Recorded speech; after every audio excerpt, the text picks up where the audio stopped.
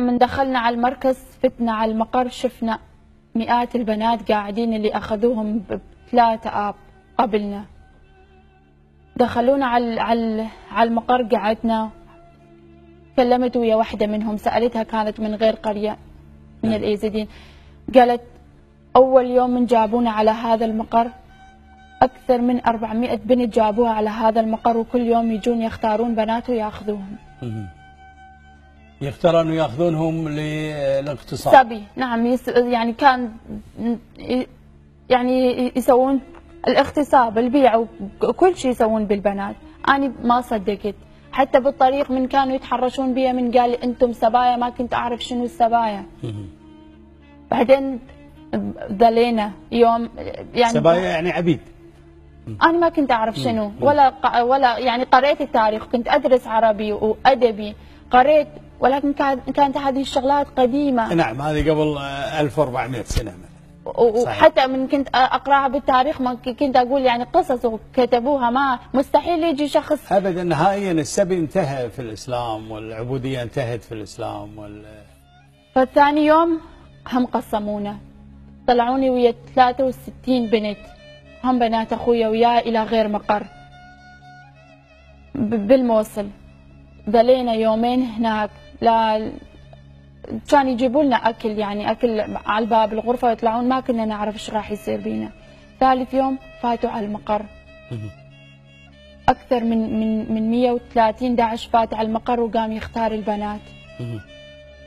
بنات تصرخ، تفقد الوعي، تزوع، ما كان ينفع معاهم اي شيء، ياخذون البنات. الى اي سن يعني كانوا يرحمون الطفلات؟ لا، من السن التاسع لفوق لما فوق. يغتصبون من سن 9 سنوات؟ نعم. اعوذ بالله. فمن من كانوا يختارون، اختارني شخص كان سمين، لو بعد مليون سنه اشوفه اعرفه، من موصل، كان اسمه سلوان، سمين وشعره طويل ولحيته طويله. يعني كنتوا تعرفونه من الاول ولا تذكرينه؟ لا، من اللهجه نعرفهم.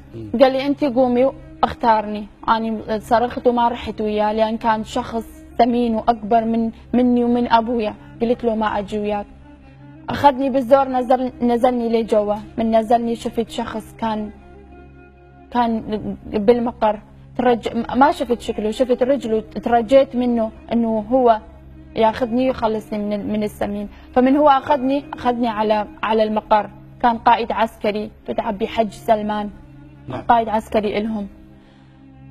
اخذني على المقر، كان عنده حمايه 6 حراس وسايق وشخص جابه يعلمني الدين وهاي.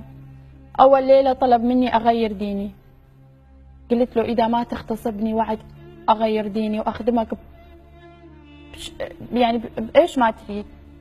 قال لي لا، انت ما راح تصيرين مسلمه الا ويغتصبوك المسلمين. يعني بالرغم انك ابديتي رغبتك في الدخول في الاسلام، قلت له اذا لا هو مصر. نعم. هذا دليل انه هو اصلا ليس مسلم وليس، وهذا وحش. بليلتها كنت مريضه وما اغتصبني. ثاني يوم اغتصبني، اخذني على المحكمه الاسلاميه بموصل اللي كان بيها الشيخ مالهم القاضي حسين، شيخ الدواعش، شيخ المحكمة اللي كان يقرأ علينا القرآن. وهاي كان آلاف البنات ماسك بيدهم الدواعش ويجيبوهم على المحكمة. كان بها بنات أعرفهم، لا حتى ما قدرت أحكي وياهم ولا ليش رايحين المحكمة؟ علشان إيش؟ إعلان إسلامكم؟ من رحنا على المحكمة، نروح ياخذوا لنا صورة قبل كل شيء، ويكتبون عليها الرقم الداعش اللي نحن عنده، ويعلقوها بالمحكمة، ويفوتون داعش كل يوم، كل ساعة يجون كشيء، كمحلات يشوفون يباوعون على الصور، مثل معرض يعني. مثل معرض. لا من تروح على معرض اكو شغلات تحبها تريد تشتريها يمكن تطلع غالية، فاحنا كنا لا، بلاش، بيع بأقل ثمن، بلا ثمن، إيجار، هدايا. بعدين بعد السورة كان يقرأ علينا القرآن القاضي حسين ويجبرنا انه نمضي الشهادة. بعدها اخذني داعش، بقيت عنده اسبوع بهاي الحالة. كان يجون دواعش لعنده على مود شغلتهم القتل، وهذا كان كل يوم يعني يجبرونا انه نلبس لبس العاريات ونقدم لهم الماء والاكل والهذا. ما تحملت هذا الشيء. نبهني اول يوم انه اذا اهرب راح يسوي بي شيء كبير، بس ما قال لي شنو.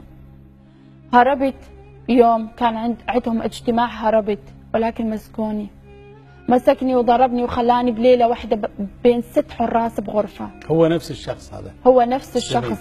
لا مو السمين اللي اخذني من قلت له اخذني لا ياخذني السمين. الثاني. نعم. إيه. ليله واحده 6 حراس تعدوا علي للصبح. اعوذ بالله. بعدها 3 ايام ما قدرت احرك، ما قمت عن التخت. وراها باعوني الاثنين من الحمدانيه.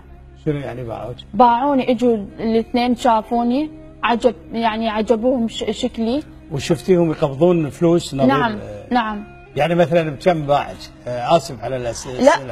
لا ما هذه امور وحشيه، هاي شغلتهم، غريبه على البشريه. هاي شغلتهم. ولكن يعني مثلا قال ابيعها بكم؟ 100 دولار، 200 دولار، 1000 دولار؟ يعني 100 اقل من 100. 100 دولار، 100 دولار او اقل، او ببلاش، او اللي ما يحتاج هدايا يعني يهديه. هذول اللي بالحمدانيه اللي اشتروني بقيت عندهم 2 أسبوع او اكثر، لحتى هم سووا بي اللي كانوا يريدون. اعوذ بالله.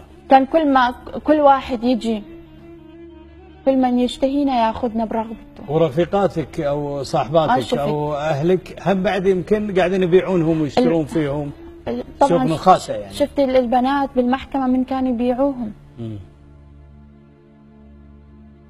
بعد ما هم ملوا مني وكانوا يريدون غيري، جابوا لهم 2 من البنات هم ايزيديات على مكاني.